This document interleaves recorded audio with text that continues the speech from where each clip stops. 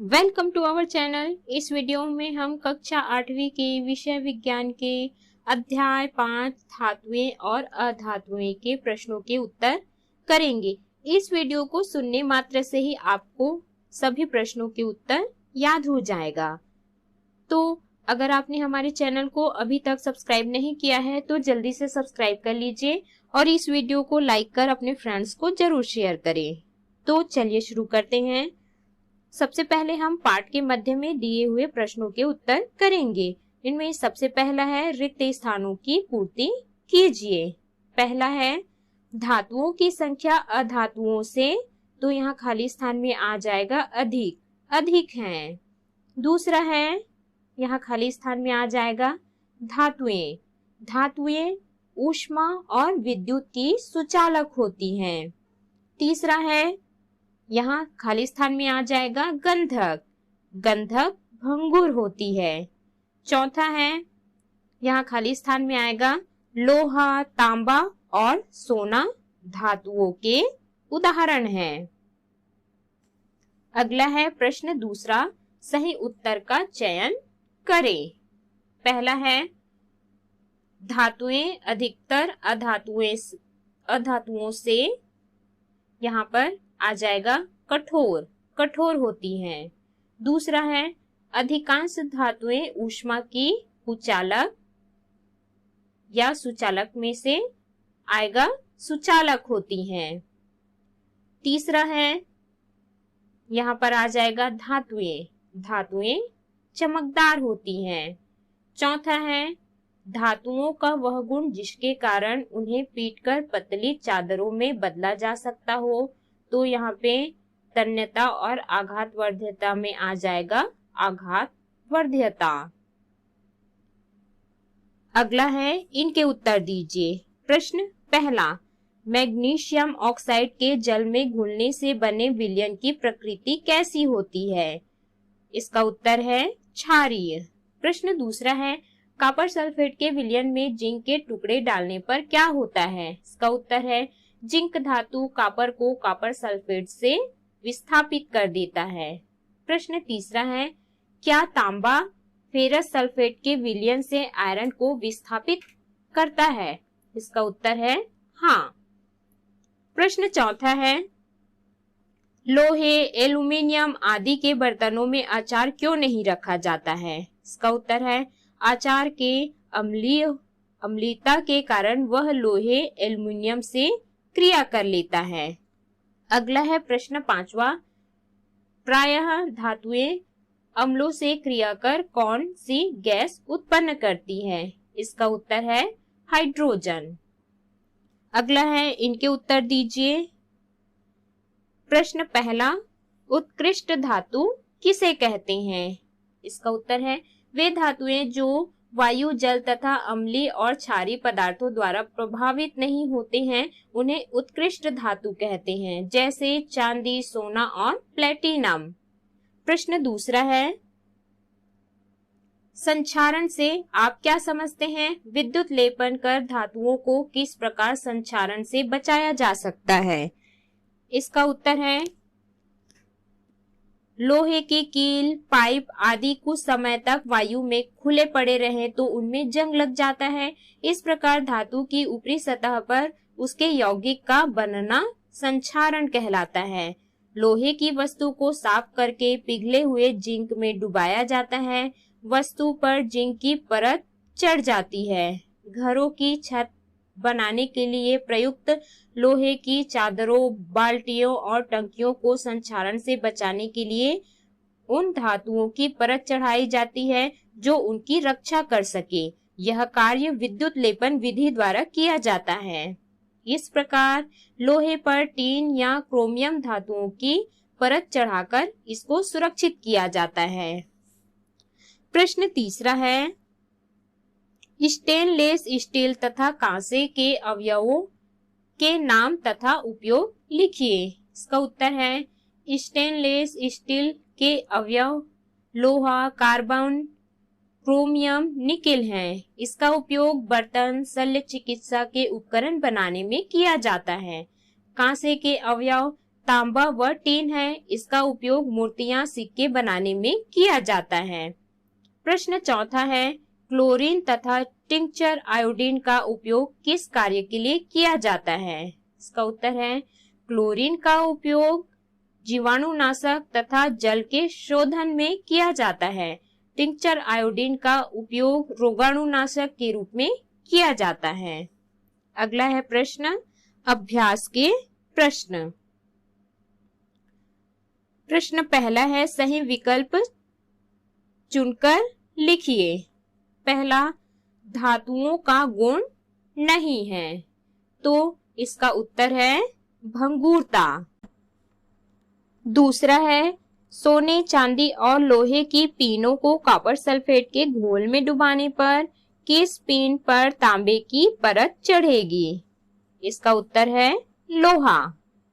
लोहे की पीन पर तांबे की परत चढ़ेगी।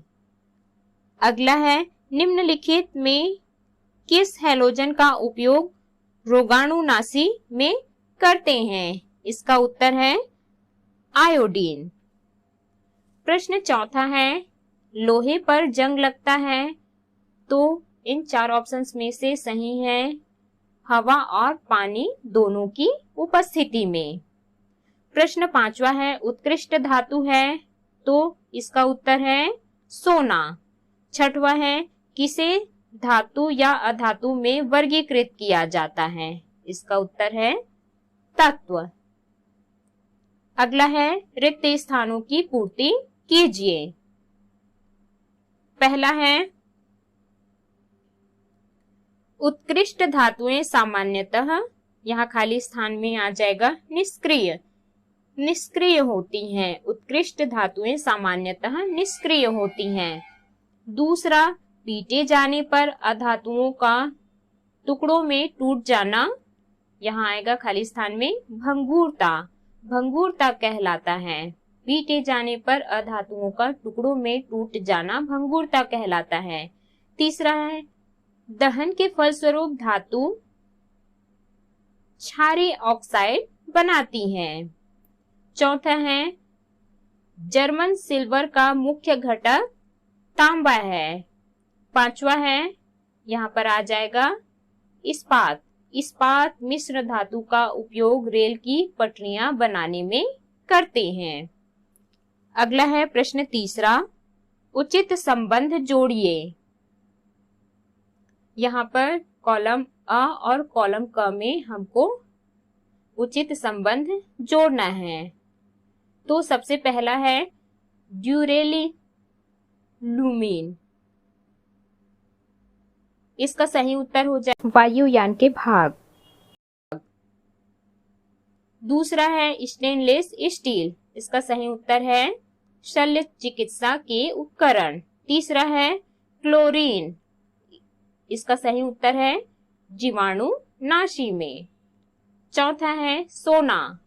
इसका सही उत्तर हो जाएगा आभूषण। अगला है प्रश्न चौथा, निम्नलिखित कथन सही है या गलत पहचान कर गलत कथन को सही कीजिए। पहला है, सामान्य ताप पर सभी धातुएं ठोस होती हैं। इसका ये सही है। दूसरा है, सोडियम मैग्नीशियम से अधिक क्रियाशील है। यह सही है। तीसरा है, स्टेनलेस स्टील लोहा, निकेल, कार्बन और क्रोमियम की मिश्र धातु है। यह सही है। चौथा है, अधातुएं ऑक्सीजन से क्रिया कर क्षारीय ऑक्साइड बनाती हैं। ये गलत है। पांचवा है, जंग लगना धातु संक्षारण का उदाहरण है। ये सही है। अगला है प्रश्न पांचवा, निम्नलिखित प्रश्नों के उत्तर दीजिए। प्रश्न पहला है, धातु और अधातुओं में भौतिक और रासायनिक गुणों के आधार पर 3 अंतर लिखिए। तो इनमें अंतर है। सबसे पहला है भौतिक गुण। धातुएं ऊष्मा और विद्युत की सुचालक होती हैं। अधातुएं ऊष्मा और विद्युत की दुर्बल चालक होती हैं। इसका अपवाद है, ग्रेफाइट ऊष्मा और विद्युत का सुचालक होती है। धातुओं में चमक होती है, अधातुओं में चमक नहीं होती। इसका अपवाद है आयोडीन जो चमकदार अधातु है। तीसरा है धातुएं कमरे के ताप पर ठोस होती हैं, जबकि अधातुएं ठोस, द्रव या गैस हो सकती हैं। इसका अपवाद है पारा। पारा द्रव है। अगला है रासायनिक गुण। पहला है धातुएं ऑक्सीजन से क्रिया कर भास्मिक ऑक्साइड बनाती हैं, जबकि अधातुएं ऑक्सीजन से क्रिया कर अम्लीय ऑक्साइड बनाती हैं। दूसरा है धातुएं जल से क्रिया कर हाइड्रोक्साइड बनाती हैं। अधातुएं जल से क्रिया नहीं करती हैं। तीसरा है धातुएं अम्ल से क्रिया कर क्लोराइड विलयन बनाती हैं। अधातुएं अम्ल से क्रिया नहीं करती हैं। अगला है प्रश्न दूसरा, आभूषण बनाने के लिए सोने व चांदी का उपयोग क्यों किया जाता है? इसका उत्तर है सोना व चांदी उत्कृष्ट धातु है। यह आघातवर्धनी तथा तन्य है। इसमें चमक होती है तथा यह वायुमंडल में खुली रखने पर जल्दी मलिन नहीं होती है, इसलिए आभूषण बनाने के लिए सोने व चांदी का उपयोग किया जाता है। प्रश्न तीसरा है रासायनिक क्रियाशीलता श्रेणी से आप क्या समझते हैं? इसका उत्तर है धातु जितनी क्रियाशील होगी वह उतनी ही तीव्रता से पानी और वायु से क्रिया करती है। सोडियम इतना अधिक क्रियाशील है कि इसे पानी तथा वायु की क्रिया से बचाने के लिए मिट्टी के तेल में रखा जाता है, जबकि दूसरे छोर पर सोना है जो लगभग निष्क्रिय है, जिसके आधार पर क्रियाशीलता की श्रेणी निम्न बनती है। तो इस प्रकार से श्रेणी है Na सबसे ज्यादा क्रियाशील है, फिर उससे कम क्रियाशील Ca, फिर Mg, फिर है Al एल्यूमिनियम, फिर जिंक Zn, फिर है Fe, फिर है Pb, फिर है H हाइड्रोजन, फिर है कॉपर Cu, फिर Hg, फिर Ag, फिर लास्ट में है Au सोना इत्यादि हैं। प्रश्न चौथा है शुद्ध सोना कितने कैरेट का होता है? शुद्ध सोने के आभूषण क्यों नहीं बनाए जाते हैं? इसका उत्तर है शुद्ध सोना 24 कैरेट का होता है। शुद्ध सोने के आभूषण इसलिए नहीं बनाए जाते क्योंकि शुद्ध सोना नरम होता है, इसलिए सोने में थोड़ी मात्रा में चांदी और तांबा मिलाने से वह कठोर हो जाता है। अगला है प्रश्न पांचवा, मिश्र धातु क्या है? किन्हीं 4 मिश्र धातुओं के नाम तथा उनके प्रमुख अवयव और उपयोग लिखिए। इसका उत्तर है धातुओं अथवा धातु और अधातु के समांगी मिश्रण को मिश्र धातु कहते हैं। 4 मिश्र धातुओं के नाम, उनके प्रमुख अवयव और उपयोग अग्र हैं। मिश्र धातु में पहला है इस्पात स्टील। इसके अवयव हैं लोहा, कार्बन। इसका उपयोग है जहाज, पुल, रेल की पटरियां बनाने में। दूसरा है कांसा। इसके अवयव हैं तांबा, टीन। इसका उपयोग है मूर्तियां, सिक्के बनाने में। तीसरा है पीतल। इसके अवयव हैं तांबा, जिंक। इसका उपयोग है बर्तन, मशीन बनाने में। चौथा है जर्मन सिल्वर। इसका अवयव है तांबा, जिंक, निकेल। इसका उपयोग है बर्तन बनाने में। अगला है ड्यूरेलुमिन। इसके अवयव हैं एल्यूमिनियम, तांबा, मैंगनीज, मैग्नीशियम। इसका उपयोग है प्रेशर कुकर, वायुयान के विभिन्न भाग बनाने में। अगला है प्रश्न छठवां, धातु संक्षारण क्या है? इससे बचने के क्या क्या उपाय हैं? इसका उत्तर है लोहे की कील, पाइप आदि कुछ समय तक वायु में खुले पड़े रहें तो उनमें जंग लग जाता है। इस प्रकार धातु की ऊपरी सतह पर उसके यौगिक का बनना धातु संक्षारण कहलाता है। लोहे को जंग लगने से बचाने के लिए इसे नम वायु से दूर रखना चाहिए। इसके कई उपाय हैं। पहला है पेंट करना। संक्षारण रोकने का सबसे प्रचलित उपाय है धातु की सतह पर पेंट की परत लगाते हैं। बी है ग्रीस लगाना। तेल या ग्रीस की परत लगाकर धातु को वायु और नमी से संपर्क तोड़ा जाता है। सी है कम सक्रिय धातु की परत चढ़ाना। लोहे की धातु को साफ करके पिघले हुए जिंक में डुबाया जाता है, अर्थात संक्षारण से बचाने के लिए उन पर धातु की परत चढ़ाई जाती है। डी है मिश्र धातुओं का निर्माण। इन धातुओं को और उपयोगी बनाने के लिए उनमें अन्य धातुएं या अधातुएं मिला दी जाती हैं। इस प्रकार बने मिश्रण को मिश्र धातु कहते हैं। मिश्र धातुएं अधिक कठोर तथा जंग प्रतिरोधी होती हैं। अगला है प्रश्न 7वां।